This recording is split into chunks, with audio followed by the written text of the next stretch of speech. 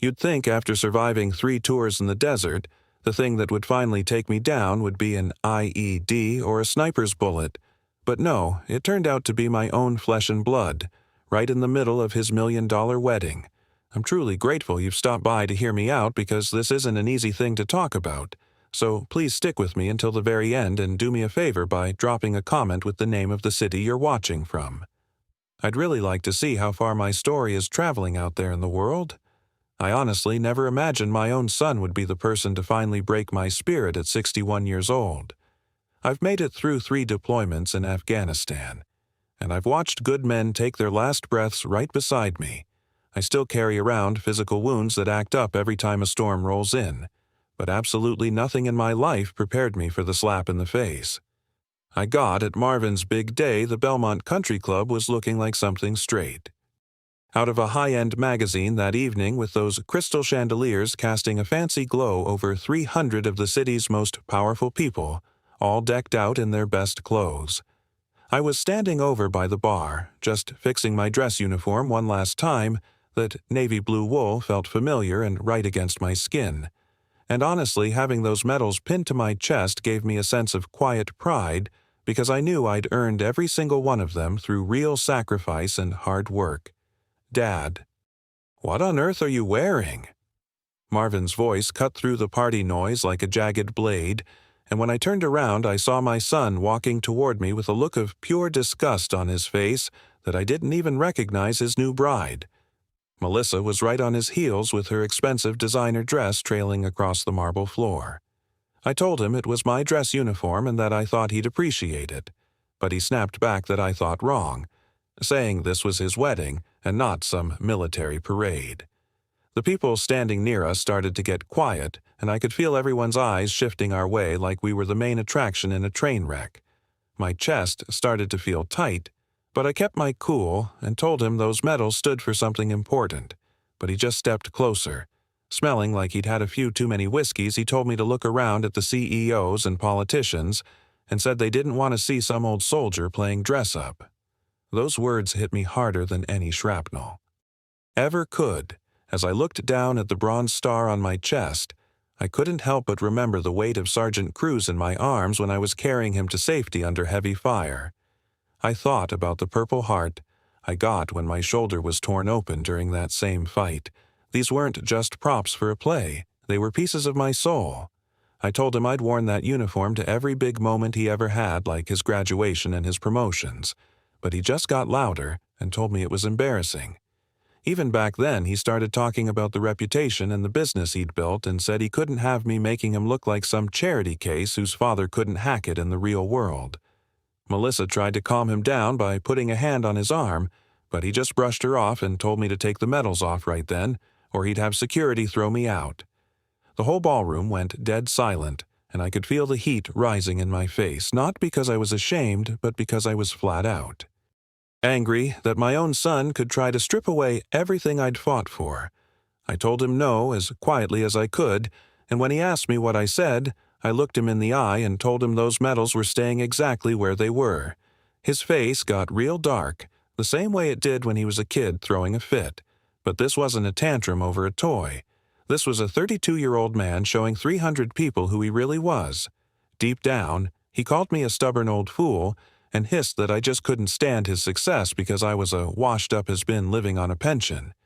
Every word felt like a physical punch to the gut, and I started thinking about all those double shifts I worked at the base just to pay for his college or the promotion I passed up so I wouldn't miss his high school graduation. I told him I was proud of him, and that all I ever wanted was for him to be proud of me, too. He just laughed a cold sound that made my blood run cold and told me I was pathetic for clinging to medals from wars that nobody cared about anymore, and that's when it happened. My own son, the boy I taught to ride a bike and loved more than life itself. He lashed out and struck me in front of everyone. The sound of it echoed through that room like a gunshot, and I stumbled back tasting blood as my lips split open against my teeth.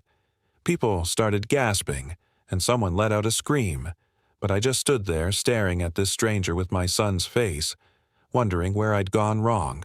As a father, he started yelling for security to get me out of there like nothing had happened. But before the guards could get to me, a voice came booming through the room, like thunder telling everyone not to touch me. I looked up through some blurry eyes and saw a tall man pushing through the crowd with a look of absolute fury on his face. It was Commander Victor Harrington, one of Marvin's biggest investors, a man whose face looked like it was carved out of rock. He walked right up and grabbed Marvin's wrist with a grip like iron, and told him he'd just made the biggest mistake of his life in a voice that was deadly calm. And as we stood there in that heavy silence, all I could do was wonder how on earth things had ever gotten this far. It's funny how life works, because I kept looking at that man and trying to find the little boy who used to sit on the floor and polish my boots every Sunday morning. But he was long gone, and in his place stood this stranger, who saw me as nothing more than a stain on his perfect life. Richardson still hadn't let go of Marvin's wrist, and he held him there with a grip like a vice, while his face stayed locked in a mask of pure controlled fury. My son's expensive tan started to fade until he looked ghostly pale, and for the first time since this whole mess started, he actually looked a little unsure of himself. He tried to tell Richardson to let him go, but his voice didn't have that same cocky edge it had just a minute ago, and the commander just looked him in the eye and told him he wasn't letting go until he apologized to me, which didn't sit well with Marvin at all. He let out this shaky little laugh and tried to pull rank, asking if Richardson even knew he was the CEO of his own company. But Richardson cut him off mid-sentence and told him he knew exactly who he was, but it was clear that Marvin didn't have a clue who I was.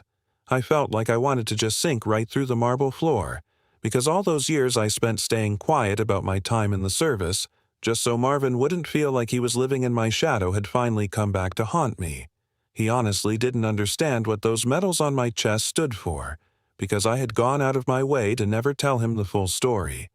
My mind started drifting back to a night about 15 years ago when Marvin brought his college girlfriend over for dinner, and she asked me about my time in the military.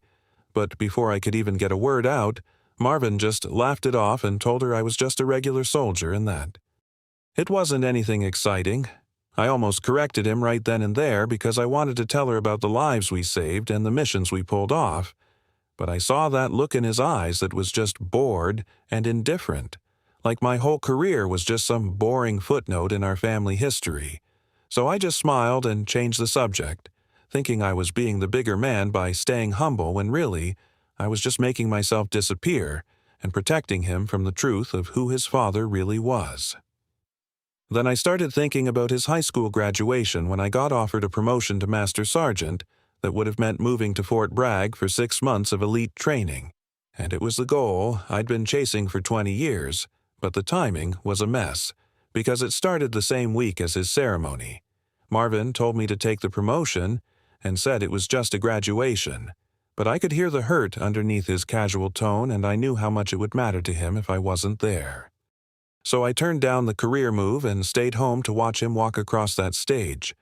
I was so proud that day I thought my heart would burst, and when he hugged me afterward, I really believed I'd made the right call.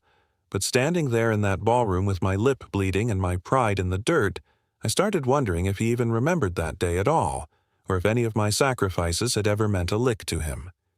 Richardson asked me if I was all right, and I had to blink a few times to come back to the present while Marvin stood there straightening his jacket with his face flushed with anger and maybe a little bit of fear. I told him I was fine, but my voice sounded hollow, even to my own ears, and Richardson told me straight up that nothing about this situation was okay, and Melissa tried to get Marvin to just drop it. But he turned his fury on her and asked if she was really going to let some washed-up veteran ruin their big night. He actually accused me of being an attention seeker and said, "Only wore my uniform to steal his spotlight, which cut me deeper than any physical blow I'd ever received." I thought about how I'd stood in front of my mirror for 20 minutes that morning, deciding between my dress blues and a plain black suit, and I chose the uniform because I wanted to honor the occasion and look like a father he could actually be proud of. But instead, I just gave him another reason to be ashamed. I tried to tell him I didn't mean to embarrass him, but he cut me off and said, I just wanted to show off my glory days because I couldn't handle the fact that he was more successful than me. I looked around at all that marble and crystal and realized that in his world, success is just measured in profit margins and stock prices. while my 3 Bronze Stars and my Purple Heart were just dusty relics from a life that didn't matter anymore. I felt smaller than I ever have in my 61 years. But then I noticed Richardson's eyes go cold like a predator watching its prey.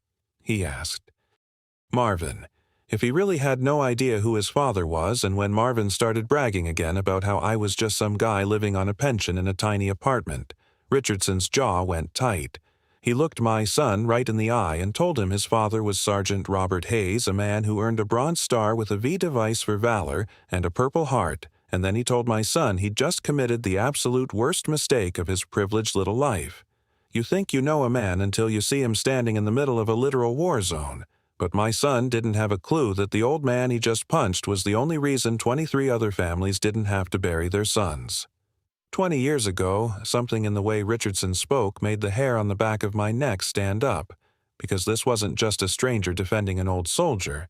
This felt personal, like he knew things about my life that he shouldn't know, unless we'd been in a place where those details meant the difference between living and dying. The way he said my name and rank and talked about my medals sent a chill down my spine that had nothing to do with the air conditioning in that big ballroom, and when he mentioned the Bronze Star with the V device, it hung in the air like smoke, because very few people understand that the little bronze letter means you were awarded for valor in actual combat.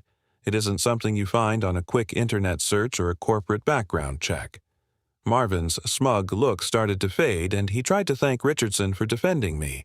But the commander's laugh was sharp and dangerous as he told my son he wasn't defending me at all, but was actually trying to save Marvin from making things even worse than they already were. The crowd around us was getting thicker as word spread through the ballroom like a wildfire, and I could see the shocked faces and hear people whispering about a son hitting his father at his own wedding. Richardson stepped closer to Marvin, and I noticed for the first time how he moved with a controlled and precise energy like a weapon that had been kept in top shape.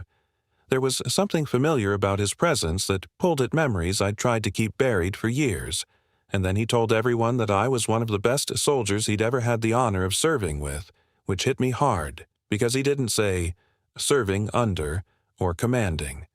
He said serving with as equals and brothers in arms. That's when I saw the jawline and the way he held his shoulders and that tiny scar above his eyebrow, and I realized I was looking at steel-gray eyes I'd last seen on a stretcher in Kandahar. During that first fall of the war, 23 years ago, I whispered the name, Jimmy, and when our eyes met, I saw the confirmation I was looking for as he called me Sarge, and that nickname hit me like a punch to the gut, because it was what all those young Marines called me when they were looking for a way home through hell.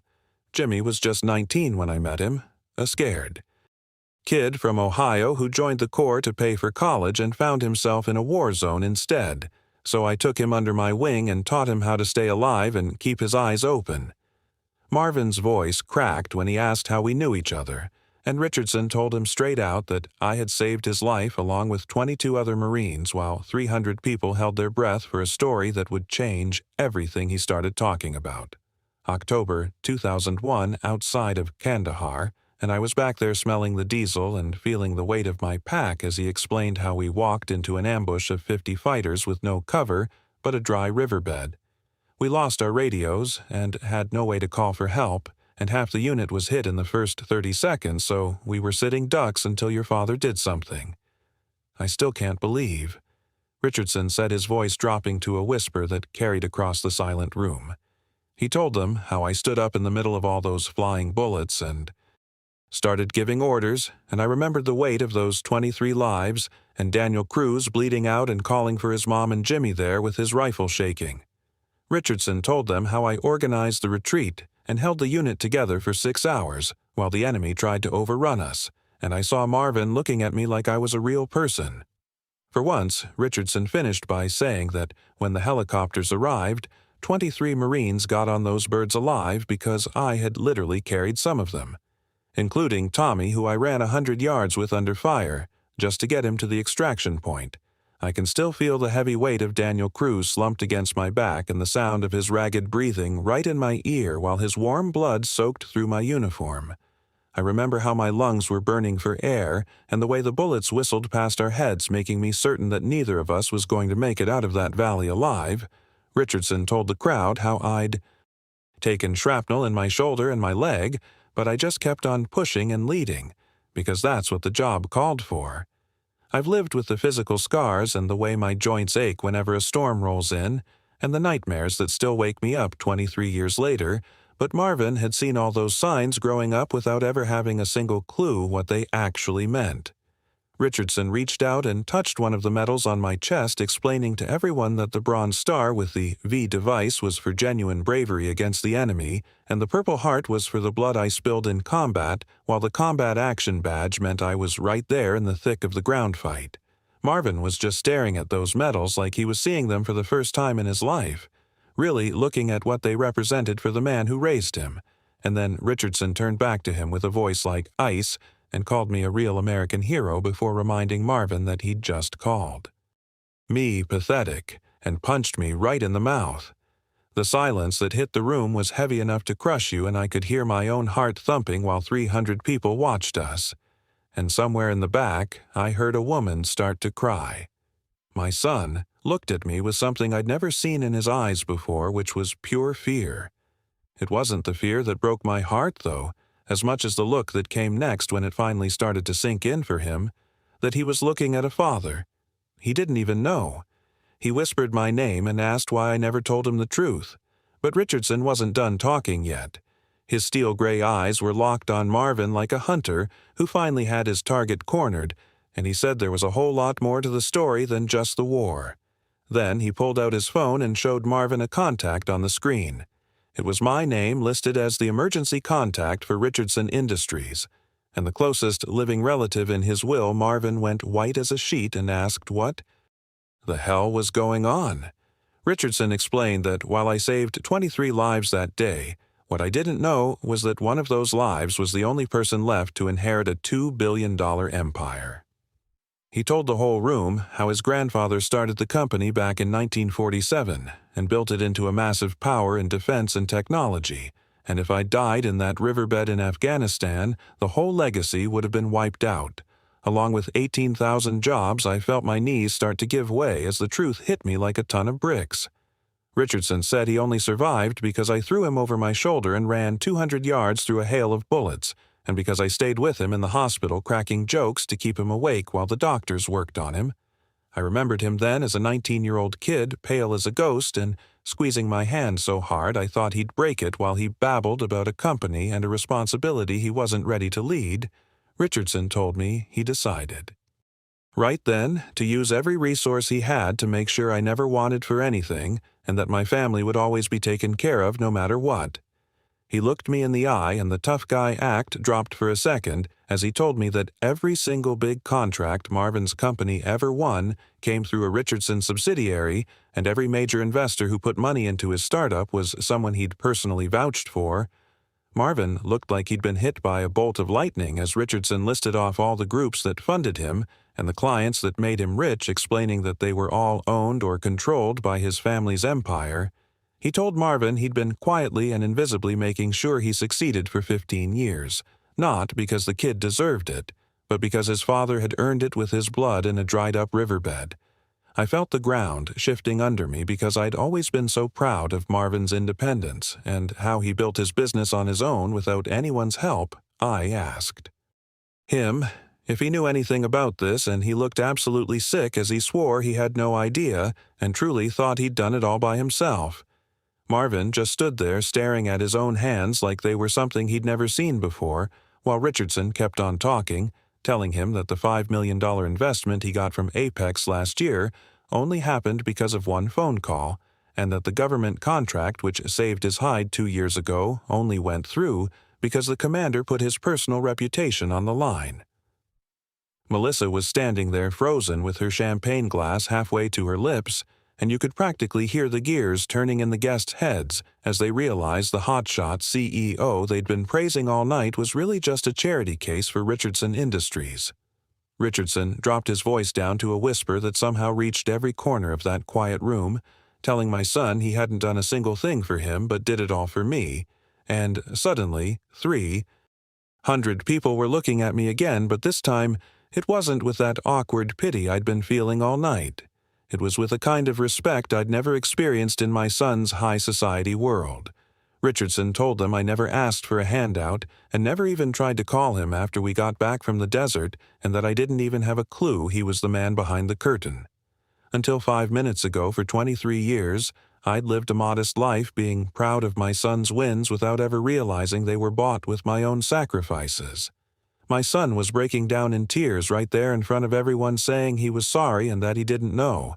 But Richardson stayed cold as ice, telling him he should have known and should have cared enough to find out who his father was instead of writing me off as some washed-up old soldier. I wanted to jump in and defend my boy because I felt like I was partly to blame for keeping my stories to myself, but the words just wouldn't come because I knew, deep down, that Richardson was telling the truth. Marvin never asked because he just didn't care enough to know about the man behind the medals until there was something in it for him. Melissa finally found her voice and asked what this was going to do to the company, but Richardson just looked at her with a face like a winter storm and asked her what she thought it meant. The silence that followed felt like a death sentence for Marvin's business because it was clear the guardian angel was done watching over someone so ungrateful. My son was reaching out to me with his hands shaking and begging for another chance.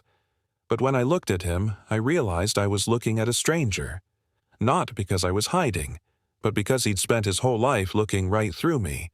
I told him I needed time to think, and those words felt like they carried the weight of 32 years of disappointment.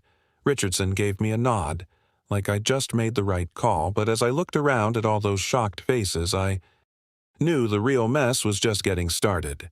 People were already slipping out of the ballroom to avoid the drama, but they all had their phones out, recording the whole scene, and I knew my son's reputation was being destroyed. In real time, Melissa tried to ask for a private meeting to clean things up, but Richardson just laughed and told her that Marvin made this a public affair. The moment he laid hands on me, he even called me a Medal of Honor winner, and I had to correct him that it was just a Bronze Star, but he told me that politics and paperwork never did justice to what I did that day in Kandahar. Marvin looked like a lost child, standing there in his expensive tuxedo, and he begged me to talk to him, saying he finally wanted to hear about the war and about the man I really was, but hearing that now, while his empire was crumbling, felt hollow. Like he was only interested because of what I represented to his bottom line. I asked him if he was only asking because he knew I was the secret to his success, and he flinched like I'd slapped him, but he finally admitted it was the first honest thing he'd said all night. He told me he was just too selfish and stupid to see that I was always enough for him, and that confession cut me deeper than any fist ever could. Richardson cleared his throat and cut through the emotion of the moment, reminding everyone that, while the heart-to-heart was nice, the business wasn't going to fix itself. Marvin's entire reputation and financial kingdom were dangling by a single thread, and he knew Richardson was the one holding the scissors. My son turned to the commander with his voice cracking and begged him not to punish the 437 employees who depended on that company just because their boss was an idiot. He asked him not to burn the whole thing down over his own mistakes. Richardson thought on that for a second, noting that those families had mortgages and kids and dreams, and it was a lot to ask for their welfare when Marvin couldn't even show basic respect to his own father. My son's shoulders just slumped as he admitted he had no right to ask for anything, but he kept insisting that his staff shouldn't have to suffer for what he did. Richardson actually agreed with him on that point and pulled out his phone right there to make a call. He told his assistant to draft a formal notice to pull every single Richardson Industries contract from Walsh Enterprises immediately, and he didn't care that it was the middle of the night. Marvin looked like he'd been hit by a physical blow and started swaying on his feet, but Richardson wasn't done yet. He told his team to prepare a full acquisition offer to absorb the entire company into the Richardson umbrella. He was going to take over the employees and the contracts and give Marvin a buyout at market value plus 20% for goodwill. The phone went back in his pocket, and my son just stared at him with a mix of terror and confusion while Melissa asked what that meant for them. Richardson told them flat out that Walsh Enterprises was finished as an independent company, and it was going to be swallowed whole by his empire. He told Marvin he'd get a generous severance package for his shares, but reminded him that the company was never truly his to begin with, since it was built on secret charity and connections he never earned. Marvin's legs finally gave out, and he collapsed into a chair with his head in his hands. Then Richardson threw out one last alternative. He told Marvin he could resign as the CEO and take a job as a mid-level manager in the new setup, making $40,000 a year, with no perks and no stock options. He'd have to report to a boss and finally learn how to actually earn his keep. Melissa practically screamed that $40,000 was nothing and wouldn't even cover their credit cards, but Richardson just told her they'd have to learn to live within their means. Just like I'd been doing my whole life, I watched the whole thing feeling like I was watching a movie from a distance. My son's world was falling apart and his marriage was likely going down with the ship, but I didn't feel any joy or a sense of winning. I just felt a deep emptiness where my hope for him used to live. Marvin looked up at me from that chair looking absolutely wrecked and asked me what he should do. It was the first time he'd ever actually asked for my guidance instead of acting like I was invisible. I told him I didn't know, because that was a choice he had to make for himself, but when he pushed me for what I would do in his shoes, I told him I'd take the manager job. I told him I'd learn some humility and work my way back up the right way through hard work instead of handouts. He nodded slowly and then asked the question. I was dreading the most about what happened to us next. I looked him in the eye and told him I honestly didn't know if there was anything left of our relationship to save, and that truth seemed to break whatever was left of him. But I was done. Pretending for his sake, fast forward 6 months, and I was standing on the deck of my little cabin out by Lake Texoma, watching the sunrise turn the water into liquid gold. I had a steaming cup of coffee, and for the first time in years, I didn't have a single place I needed to be. The cabin was a modest place, but it was all I needed, and I'd bought it with the settlement money Richardson insisted on giving me. Even though I told him I didn't want to be paid for doing my duty, he told me it wasn't for the war, but for 23 years of nobody noticing what I'd given up.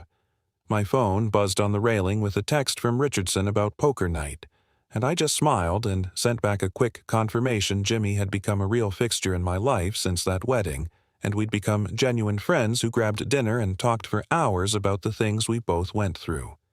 It turns out when you carry a man to safety, you build a bond that time just can't touch. We talked about the nightmares and the smells that take us back to that riverbed, and it helped more than I can say to have someone who just understood without me having to explain anything. Then another text popped up from a number I didn't know.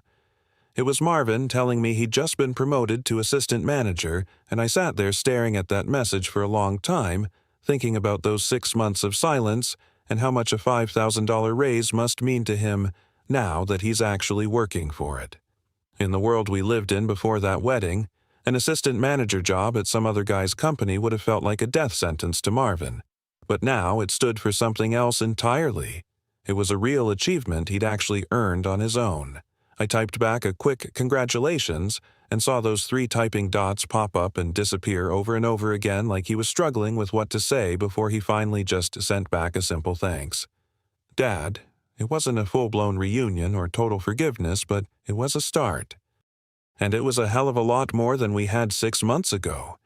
The divorce papers were signed 3 weeks after the wedding, because Melissa only lasted as long as it took her to realize $40,000 a year couldn't buy the life she wanted. Marvin didn't even fight her on it.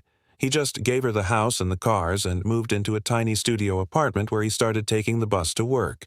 He's finally learning the hard way, what most folks figure out in their 20s, and Richardson kept his promise by letting my son work his way up based on actual results with no special favors or invisible hands helping him along. He's finding out what I've always known, which is that the only satisfaction that sticks is the kind you earn with your own sweat.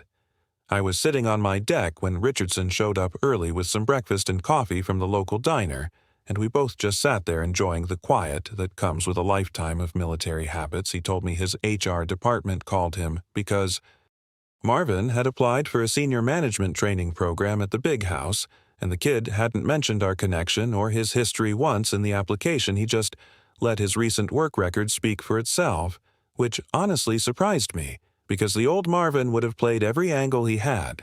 I asked the commander what he was going to do, and he just shrugged and said He'd let the hiring team handle it like any other candidate with no special treatment either way, which felt right to me.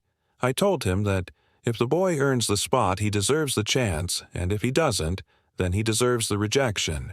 And we just sat there watching a couple of eagles hunt over the lake while the world woke up around us. Richardson asked me if I had any regrets about walking away or choosing my own peace over trying to force a fix with my son, and I had to really think on it before I told him no. Because for the first time in my life, I wasn't responsible for someone else's feelings or mistakes, and I wasn't. Walking on eggshells just to keep from disappointing people. He joked that it sounded a little lonely, but I told him, lonely was a whole lot better than feeling invisible like I had for 32 years, though he reminded me I was never invisible to the men I saved in the desert. My phone buzzed again with another text from Marvin asking if we could grab a coffee just to talk, and I showed it to Richardson, who told me that a cup of coffee is just a cup of coffee, and it didn't mean I had to forgive him or fix the past. Right then and there he was. Right, so I sent back a time and a place, and the response came back in a heartbeat with a thank you. I watched those eagles heading back to their nest and felt a real sense of calm because I realized that even if that coffee goes sideways, or if he lets me down again, it wouldn't change the fact that I still have my peace and the life I've built here on this lake. Richardson raised his cup to earned peace, and I clinked mine against his, knowing exactly who I am.